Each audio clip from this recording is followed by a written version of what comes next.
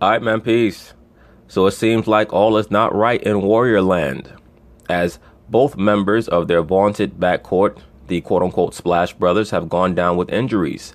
Steph Curry with an ankle injury, Klay Thompson with a broken thumb that will have him out for the next 2 weeks. Of course, now the onus will fall on Mr. Kevin Durant, a.k.a. Mr. Passive Aggressive. Will he find it within himself to rise to the occasion and lead the team? Or will he fold under the pressure? Of course, they're going to talk about it. I'm going to chime in. Meanwhile, we got hoops to get into. The Splash Brothers taking another hit. Klay Thompson is expected to miss up to 2 weeks with a fractured right thumb, league sources told ESPN. This would force Thompson to be absent for the next 7 games. Meanwhile, Steph Curry is sidelined with a right ankle sprain, an injury that continues to be troublesome for him. He'll be reevaluated on March 20th. That is going to be a major loss for the Golden State Warriors. And when I say a major loss, I'm not just talking about Steph, I'm talking about Klay Thompson as well. He normally guards the most potent offensive force on the opposing team, particularly in the backcourt. So they're going to have to figure out what to do. Of course, that means Iguodala's going to get more minutes. He is also a very good defensive player. Shaun Livingston is going to get more minutes, obviously, replacing Steph Curry. Shaun Livingston's expertise is more in the mid-range, not long-range.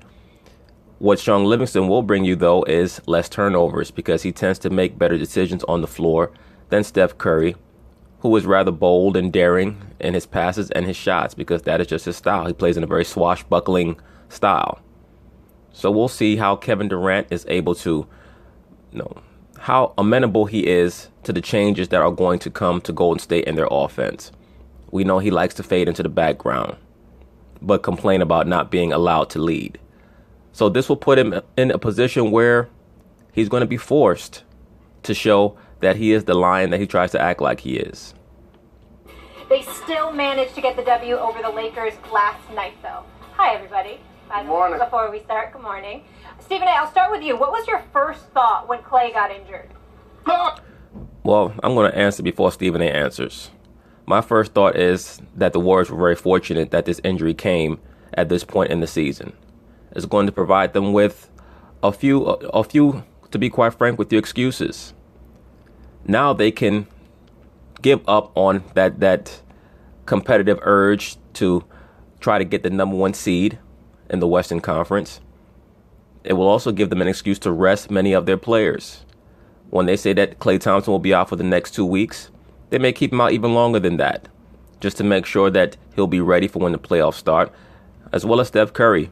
Don't be surprised if they allege that Kevin Durant has a knee issue once Steph Curry and Klay Thompson come back so that he can get some rest for the playoffs. I don't think that it's truly going to be an issue at all. I think that it's actually going to help them. Kevin Durant, what's up, baby? How you doing, Kev? What's going on? You gonna handle your business? That's what I want to know. Yes, I want to know that too, Stephen A. Smith. I mean, listen, we know you're a career 27-point per game scorer. I'll get all of this in my final take later, but the point is that we know what you deliver. This is one of the greatest scorers in the history of basketball. This is Kevin Durant we're talking about. I know that Steph Curry is not healthy. I know that Klay Thompson is not healthy. I also know that Kevin Durant, if you want to be recognized as that man who should be in the conversation for the best player in the world. He's already in the conversation for the best player in the world, Stephen A. Smith. What he's playing for now is if he actually deserves to be considered the greatest player in the world. There's a difference between a conversation and whether or not it's practical. Because to be the best player in the world, you have to show that you have leadership abilities. As I've stated in another video, he and LeBron James, they share a lot of personality traits, one of them being their passive-aggressive nature due to, in my view, being raised in a matriarchal environment. The difference is that LeBron James has been able to assume a level of manhood because of what he went through in Miami and Cleveland. And I give LeBron a lot of credit because he went through very stressful situations that have kind of forced him to assume a level of leadership, or a facsimile of leadership per se. Because I don't particularly believe even to this day that LeBron is necessarily a good leader. But because of certain scenarios that he was forced into, first when he left Cleveland and went to Miami, and then when he came back to Cleveland, it has at least put him in a situation where he's been able to fabricate some type of leadership ability. Kevin Durant has not been put into that situation yet, and he needs to, so that he can understand exactly what it is that he claims that he wants. A champion, an NBA Finals MVP. This is the regular season. Let me look at this schedule. I mean, far be it for me to bring this up, Jalen Rose. Far be it for me to bring this up, Max Kellerman. But here's the deal. You are Kevin Durant. You still got Draymond. All right? You still got the Sean Livingston, the Swaggy P's of the world, and everybody else. You are who you are. It's the regular season. And oh, by the way, check it out. I got Sacramento next. I got Phoenix after that. I got a San Antonio Spurs squad that we're still not sure will have Kawhi Leonard. And even if he's back, what kind of shape and condition or whatever it is will he be in? I got the Atlanta Hawks. Utah's nothing to sneeze at. Quinn Snyder's doing a great job with them. Utah is going to be a very, very scary team. If they make the playoffs and they're a 7th or 8th seed, that's not a team that you want to play because they play very hard-nosed defense. And that young kid that they have in the backcourt is going to be a problem. With them, Indiana's nothing to sneeze at. Milwaukee, but these are beatable teams. And then you got Sacramento and Phoenix after that. I just don't see the problem. I mean, handle your business. Handle your business. A regular season. Rolling eyes at you here, Stephen. I don't give a damn. I really wanted Stephen A to go first on this topic this morning because I was going to jump all over him. I didn't know you were going to go there. I thought where you were going to go is, look out for home court, right? Now if this means that the Rockets are going to get home court, maybe the Rockets can win. I'm leaving that to Jalen. Well, this is what I have to say to that. Maybe I have to say it to Jalen. Everybody's face. What the heck? Well, I know this man. I'll leave it to Jalen maybe, but I'm going at someone right now. The way you say, Stephen A., you don't want to hear no excuses from LeBron, right? A lot of times you think people are planting excuses, so if he doesn't win in the finals, he has an excuse. Well, yes, LeBron does plant excuses for himself. He's very shrewd in that way. Let me say this about Golden State and the Rockets right now. Because early in this season, when the Rockets wouldn't lose when they were healthy, I thought, something's different. Maybe that's a real threat to Golden State. And now we have a sample size of, 35 games when they're fully loaded. They've lost once by 2 points on the road to a Pelican squad that had AD and Boogie. That does not translate to the playoffs, though, Max Kellerman. The Rockets are in a show-and-prove position until the very end of the season. That's the only loss of the season. No excuses. If the Rockets get home court and beat the Warriors, it's because they're better than the Warriors. I agree. If all hands are on deck for both teams and the Rockets win a 7-game series, they are the better team. Warriors, period. I don't want to hear from anybody about, if Klay Thompson wouldn't have gotten hurt 2 weeks in the regular. Do you mean to tell me that I'm going to hear that the 4th best player on a team gets hurt for 2 weeks in the regular season, and that's why a team didn't win the championship? What that means is, I'm talking about if it was a catastrophic injury. What is Max Kellerman talking about? Has anyone stated that Klay Thompson's injury is going to be an excuse for why Golden State lost should they lose to the Houston Rockets? What is this man talking about? Steph Curry's not available for the playoffs. I get it. But 2 weeks without your 4th best player in the regular season, if that means the Rockets get home court and beat the Warriors, so be it. What that really means is the Warriors are not as good as the Rockets. Here's where I'm going. Well, before Jalen speaks, let me say this. As I've already stated, I believe that the Klay Thompson injury gives the Golden State Warriors the excuse that they needed to no longer chase the Houston Rockets for the best record in the Western Conference, which I think they never really wanted to get caught up in anyway. I think they tried to generate some type of energy to galvanize them down the stretch of this regular season to see if they could win out in the rest of their games. Because I think that in the back of their minds, they do understand that the Houston Rockets are a very serious threat. They have to take them extremely seriously. And they told themselves, well, you know what? Let's try to win out the rest of the regular season and see if we can get home court, because they are going to be a problem when we see them down the line. These injuries have given them an excuse. They've given them an out, per se, so that they can rest and really do what they've always wanted to do. They don't really care about home court. At least I don't think they do. And they're going to try to galvanize the troops, gather the troops for a strong playoff run. And if the Houston Rockets do have home court and Golden State goes into Houston in the conference finals, per se, and is able to get a split in the first 2 games or even come out of there 2-0, I see the Rockets being psychologically crushed. We'll see. And Stephen A., good morning, by the way. What's up? They still drawing on Jalen's hairline, looks like. I don't understand this. I don't know why the brother allows them to do this for. I mean, he already has a crisp hairline. Why does he let people draw? The man looks like a damn cartoon character. The Splash Brothers, and I hear what you're saying about KD, but you know this, usually great teams are built beyond the weaknesses of their best players. Was the second person you named Swaggy P? Yeah. Okay, that means that they're really short-handed. And so the first thing that came to my mind is that the Houston Rockets are going to have the number 1 seed. And therefore, they're more confident, and they have an improved opportunity to win the Western Conference now. That's what came to mind, because James Harden. Well, you have to understand something, Jalen Rose. Stephen A. Smith is a master troll.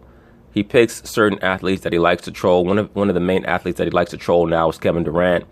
Why is that? Because he's still upset with Kevin Durant for leaving Russell Westbrook, who is one of his boos. Russell Westbrook is a fan favorite amongst the liberal sports media for whatever reason. They allege that he's a throwback to the 80s and 90s style of basketball player.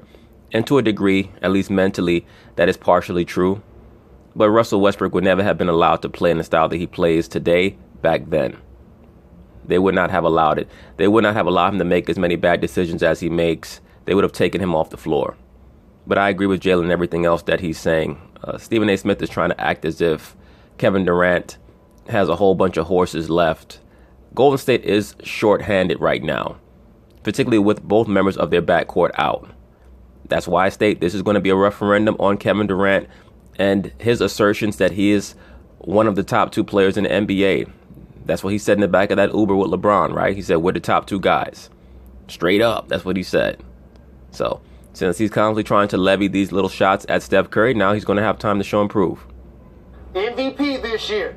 Chris Paul, all NBA this year. And this is where I trump the other names that you just said. Well, is Chris Paul going to be all NBA? I'm not sure about that, Jalen. Because I think that Damian Lillard's going to make a team over him. I think that they're going to put Westbrook on a team over him. And they're going to put Curry on a team over him. Eric Gordon averaging 19 points this year, doing a terrific job. Eric Gordon is the X factor right there. Klay Thompson's going to have to outplay him. Clint Capella, who's now become a member of that Big Three, amongst the league leaders in rebounding and dunks and field goal percentage, a terrific defender down low. They have the defense of Trevor Ariza, Bob Moute, and Tucker. The Houston Rockets are a formidable foe. The Golden State Warriors, of course, they're going to talk about not caring about the number 1 seed. Guess why? Because they're not getting it. Well, what else they're supposed to say? Let me come. Let me lean on you. Let me lean on you because I need to interrupt to come back to you because I need you to understand what my position is from weeks ago. Okay. From weeks ago, Max Kellerman and I had a debate, and I was saying that the Warriors would get the number 1 seed in the West. I'm on the record saying if Houston gets home court advantage, we're talking potentially a 7-game series in the conference finals. And Game 7 would be in Houston. But I was saying the Warriors, I believe, would get the number 1 seed. The premise of my argument right now is that I still believe that there is no excuse for the Warriors not to go after the number 1 seed and not to be able to get it. I am not implying that Swaggy P is better than all of those other guys on Houston outside of James Harden and CP3. What I am saying is Kevin Durant is so great that he has enough, because of his greatness, he has enough of a supporting cast in the regular season when you compare Golden State's remaining schedule. Thank you, Jalen Rose. Jalen Rose said no, he doesn't, and he's correct. How are you going to compare a Kevin Durant-led Golden State Warriors team with their entire backcourt out for the next 2 weeks to the Houston Rockets, who are fully loaded? It doesn't even make any sense. All this is a concocted argument so that Stephen A. Smith can continue his tirade against Kevin Durant because he's still upset that Kevin Durant refused to acknowledge that he was thinking about leaving the OKC Thunder last year after Stephen A. Smith reported it. That's all it's about. And Stephen A. Smith needs to get over it. What this is going to be is a way for Kevin Durant to prove that he actually can lead. That's what he should be concerned about. Because I believe that there is a chance that he's going to leave the Golden State Warriors at the end of this season. And since he does seem to believe that he's better than Steph Curry, he should be able to stand in and not complain about Steph Curry not being there. But that doesn't mean that in all actuality, the Golden State Warriors, as currently and presently constituted, are as good as the Houston Rockets, because they're not. They're just not. They were going back and forth with the Lakers for a while last night. I mean, that game was relatively competitive for long stretches. Kevin Durant's issues are that he likes to go one-on-one too much. He's not a distributor. He does not have a panoramic view of the basketball court. He wants it on the elbow, and he wants to cross over and pull up over his defender. So no, he's not necessarily LeBron. He can mimic LeBron when he wants to, when that's the focus of his play. He can do it, but that's not something that is intrinsic within him. Schedule with Houston's remaining schedule, with what he has available to him based on his skill set, it should be enough for the Warriors to still get the number 1 seed in the West. That's what I'm saying. That's not accurate because Draymond Green is also dealing with a back injury or shoulder injury. He missed the previous game. So the bottom line is Kevin Durant is the reigning Finals MVP. He is a champion. But guess what? There's a reason why he left Russell Westbrook at OKC to go play in Golden State, to go run with the guys that happen to be injured right now. And if those guys aren't 100%, the Golden State Warriors won't win it this year. People aren't paying attention to something. Steph Curry's had 17 ankle injuries. 15 of them have caused him to miss games. He's missed over 70 games with ankle injuries. He may not be 100% come playoff time. It's happened before. Okay? It happened before. Klay Thompson. Absolutely. Klay Thompson has a right thumb injury. You know what hand he shoots with? His right. And take it for somebody that has a broken hand with a plate and 5 screws with a fractured metacarpal. People are going to be whacking at that thing. They're not going to allow it to get healthy. This means to me that the Golden State Warriors this morning are officially vulnerable. And well, fortunately for Klay Thompson, he takes most of his shots from the outside. But yes, they are going to be hacking. They are going to be hacking down his thumb, especially when he tries to run the baseline and run around screens and things like that, and when he's trying to defend. They are going to attack his thumb. I think they were vulnerable before, and when we debated this in the previous weeks, I brought up the fact that Houston has 2 primary ball handlers who can beat you off the dribble, are elite decision makers, shooters, finishers. They have 2 guys like that. And I agree with everything that Kellerman states there, except for the notion that the Houston Rockets have 2 elite decision makers. James Harden is not a good decision maker. And when you put a lot of pressure on him, it shows that he will fold up. He has shown that repeatedly. So, once again, he has a lot to prove. And what that means is their whole supporting cast is elevated no matter who's playing the point, because sometimes they overlap. They got 48 minutes of elite point guard play, and sometimes you got them both on the floor at the same time, plenty of times. That's not the case for Golden State. So Golden State, if Steph is compromised in any way, that offense does not function the same way. Yes, because Steph Curry is the most impactful player on his team and the most impactful player in the NBA and one of the most impactful players of the last 50 years. When you make a list of the most impactful players in the NBA in the last 50 years and you were to make a top 10 list, Steph Curry's on that list. He's right there with Bill Russell and Michael Jordan, believe it or not, Magic Johnson, Larry Bird, Tim Duncan. Steph Curry in this NBA for this era, he is as impactful as those guys were in their era. Well, see, I'm smiling at Jalen Rose because, listen, man, you're not listening to me properly, my brother. No, he heard you, and he listened to you properly. He just didn't agree. You're talking about how Houston is officially legit because Golden State is officially formidable. I didn't sit up here and tell you that. No, he didn't say that Houston was legit because Golden State is officially formidable. He stated that Houston is legit because Golden State right now is hampered with injuries. That Golden State, what they would do. I said what Kevin Durant should do. You brought up how, listen, he departed OKC for a reason. Well, who was the number 1 voice against them going to Golden State? That would happen to be your boy. That has nothing to do with the conversation at hand, Stephen A. Smith. That would happen to be me. So what I'm saying to you is that I'm looking at Kevin Durant, his greatness, and I'm saying, what you gonna do? I understand that Steph Curry and all the injuries that he sustained with that ankle. I understand Klay Thompson and how they're going to be whacking at that right hand. If you were going against him, that's the first thing you would do. Absolutely. You'd be chopping along at that right. That's who. Oh, most definitely Jalen Rose with his dirty ass. Jalen Rose loved to stick his foot under jump shooters. A lot of Laker fans know about that. He stuck his foot under Kobe's ankle. or under Kobe's foot, I should say, in the finals. That's how you roll. I get it. By the way, I watched Fab 5 again, the documentary last night on 30 for 30. I watched it all again last night too. I loved it. Go ahead, boy. Where were you watching it at? In LA. I was watching it. It's What the truth. I was VIP watching establishment had the television on? I was watching it in my trailer while I was handling some business there. But the point that I'm trying to make to you, but you watched it in the trailer with the commercial. But the point that I'm trying to make to you is this: I'm telling you, Kevin Durant should. This is the regular season. It's not a best of 7. He should be able to handle his business in the regular season. But you know what? Yes, but what does handle his business mean, Stephen A. Smith? Does handle his business mean that if he is left to commandeer the Warriors for the next 7 games, that they go 6-1 or 7-0, or does it mean that over the next 7 games he averages 31, 8-8? We have to be clear about that, because if his team is heavily diminished, you cannot always count on him to lead the team to victories in a system where he states he's not the focal point. That's according to him. That's what he claims. You know what this ignores? This ignores, like you're saying, well, if a great player has enough of a crew, they should be able to get it done. That ignores a couple things. One, what function on the team does that player serve? Thank you, sir. Thank you, Max Kellerman.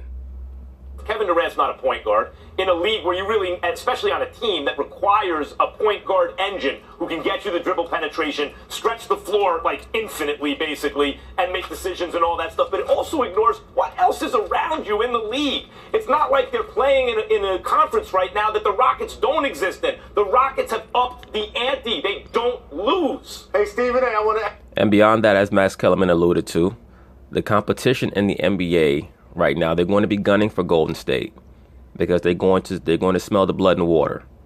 I want to ask you this. Do you think that it's legitimate to suggest that Kevin Durant can lift the Golden State Warriors past the Houston Rockets without the Splash Brothers being present?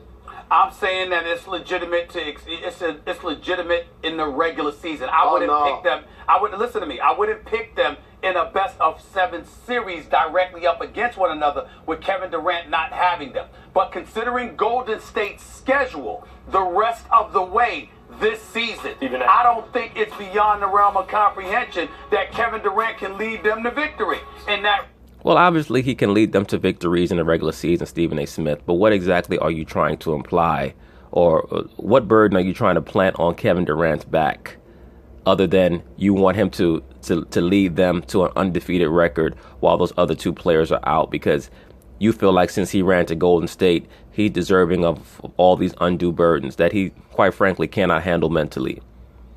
That's why I state that I don't take Kevin Durant seriously as an alpha. He's just not. That's not him. He's a complimentary player. He's probably the greatest complimentary player of all time. But he needs to have another player at the forefront that is going to commandeer the team and set him up how he needs to be set up. The reason why he was so dominant against Cleveland last year in the finals was because Steph Curry set him up to be that. Steph Curry, with the largesse that he showed Kevin Durant. Kevin Durant really, I don't know if he understands how much he owes Steph Curry for him being a 2-time MVP that moved over to make room for him and allowed him to shine the way that Steph Curry did. And then still gave the team 27, 9, and 8 in the finals like Steph Curry did. In that regard, I don't believe that's beyond the realm of comprehension. Stephen A., start getting rooms in, go look for good hotels in Toronto and Houston. That's what I'm telling you. Toronto and Houston. I already got him in Houston. I already got him in Houston, bro. Of course. I love H-Town. Oh, shocker. Love H-Town. I wonder why. We Yeah, all them big booty strippers out there. gotta keep it moving, just like the last 3 NBA. Stephen A. all up in the strip club, telling some big booty hoe, "You have the audacity, the temerity, the unmitigated gall to shake that ass in my face." NBA Finals, we go from Golden State to... But anyway, that's it on this video. We'll see what happens to Golden State down the stretch of this season. I think that it's going to be a good thing for them that their backcourt is out with injuries. It will allow them to focus all their mental energy for the playoffs. Both their backcourt mates will probably be back with about 4 or 5 games left in the season to shake off some of the dust and head into the playoffs with all engines blaring. In regards to Kevin Durant, the onus is always going to be on him for the remainder of his career because he's almost under the curse of the gifted. He's 7 feet tall, has a great outside stroke, can play defense, but he just doesn't have the brain to be a leader. So people will always put this undue strain and expectations on him. A lot of it he calls upon himself because he talks bigger than he actually can carry out. But anyway, peace.